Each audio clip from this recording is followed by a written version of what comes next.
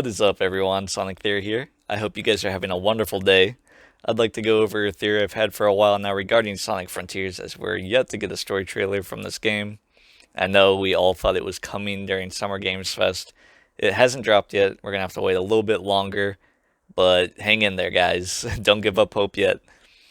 There's a lot of speculation as to who the main antagonist of this game could be.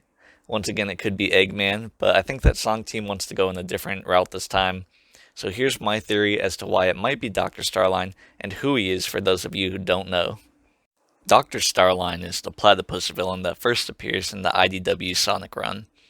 After the events of Sonic Forces, Dr. Starline seeks to align himself with Eggman as he is obsessed with his work. He is the mini-me to Dr. Eggman's Dr. Evil, right? Anything that Dr. Eggman does, Starline is in love with it. He's enamored by it. He looks up to him. He's idolized. Eggman is his number one. He thinks so highly of him. He eventually aids Eggman in numerous schemes, and he begins to see the flaws, though, that allow Sonic to achieve victory over him time and time again. Starline wants to help Eggman get past these shortcomings and foolproof his plans so that he can finally overcome his foe, since he's seen that, these plans of Eggman's, some of them, they get carried away, or there are little issues where Eggman is just focusing in on one thing or whatever, and he's like, alright, we gotta get past this. You gotta prioritize taking down Sonic. You can't be making just theme parks for making theme parks, right? Eggman, however, thinks very little of Starline, and he's just using them as another lackey. He's just another Orbot or a Cubot to Eggman. Eggman, his ego is so high at this point that anyone compared to him is nothing, right? So he doesn't think of Starline as anything. Thinking, though, that he can achieve high standing with Eggman, he brings the Deadly Six from Sonic Lost World to Eggman's base in hopes to unite everyone in a great plan to take down Sonic, but this ultimately backfires when the Deadly Six arrive fully ready to kill Dr. Eggman for his past transgressions against them, and Eggman barely escapes in the nick of time, and this leads Eggman to firing Starline, who has since sought out to surpass Eggman in his goals to conquer the world. So, what do we know about Starline? Who is he? What are his goals? What are his strengths? What are his weaknesses? Starline is someone that's dedicated himself to the study of robotics and the warp topaz, the latter, which allows him to warp time and space to open gateways to other places. Starline is someone who always asks himself what Eggman would do in a situation whenever he's stumped. And finally, Starline is someone who wants to take down both Sonic and Eggman. Alright guys, and finally, let's dive into the theory as to why I believe that Dr. Starline will be the main antagonist in Sonic Frontiers. So we know this game will be taking place in a new location to the series, aptly named Starfall Islands, and this is our first indicator that we could have Dr. Starline appear in this game.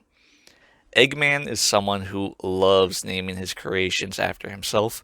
We get this with the Death Egg, the Egg Pawns, the Egg Dragon, and I think that it wouldn't be too far-fetched to say that Starline has taken this from Eggman and wants to make it his own, since Starline, his whole personality is based off of Eggman. I think that we could see a similar situation here, where he's taken another thing from Eggman. This is something that has been going around in the community. Lots of people are, saying that this might be a hint that Starline is in it, so I think that this theory holds some weight. The next piece of evidence is that we see no badniks or any resemblance to Eggman's creations in this game. Eggman, his creations are very out there in your face. If he's doing something, he wants you to know it is him that is causing it. He is very extravagant, and we don't see any sign of his creations in this game. All the mechs that we are seeing look nothing like he's created before. The closest we get is the mechs in 06, but even then, these look way too sleek, way too almost organic in a way, but still, man-made. So I think that this could be Starline's creations. We know that he's proficient when it comes to robotics as well. I think that he might be creating his own robots in a way to surpass Eggman's robot army, right? we see in the gameplay that a lot of these robots, they give Sonic a bit more of a challenge. At least the flower bot, right? It takes Sonic a little bit longer to beat that enemy. And I think that this could be Starline's way of, evolving Eggman's robots and giving Sonic more of a challenge as to where Eggman has failed time after time. The next thing that, is interesting to point out is that the synopsis of the game informs us that Sonic wakes up on this island and he has amnesia and he has to go save his friends who are also captured. And this leads me to believe that Eggman is someone that we're going to have to free in this game, right? We know that Eggman is confirmed to be in it, and I think that we're going to wind up finding that he too is captured, right? Maybe initially we're playing it and we're thinking Eggman, or Sonic is thinking Eggman is the main bad, but we wind up going through these cyberspace levels, as the community's calling them, and we find out that Eggman is someone that has been imprisoned here. And this would make sense if it was Starline that was behind it, right? Though the comics and games, they're their own thing, I don't think it would be too far-fetched to believe that, especially with Ian Flynn writing it, they include Starline and he still has a grudge against Eggman for something similar to what we've seen in the IDW comics. Speaking of the cyberspace levels too, recently leaked footage from Summer Game Fest shows us that we will possibly be revisiting old stages in these cyberspace levels, something akin to Generations. And I have a few thoughts on the matter.